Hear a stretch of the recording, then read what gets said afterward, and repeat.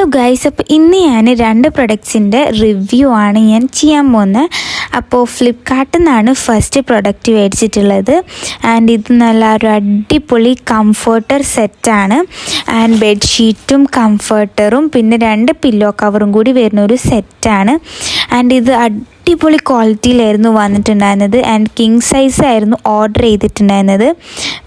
വന്നതാണെങ്കിലും നല്ല ക്വാളിറ്റി ഭയങ്കര അടിപൊളിയായിരുന്നു.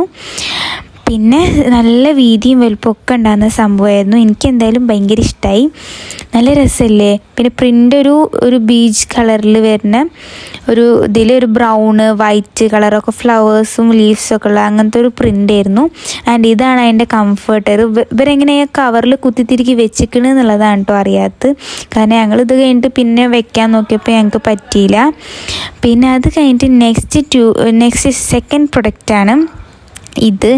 ആൻഡ് ഇതിങ്ങനെ ഒരു കിച്ചണിലൊക്കെ വെക്കുന്ന ഒരു ഓർഗനൈസറാണ്.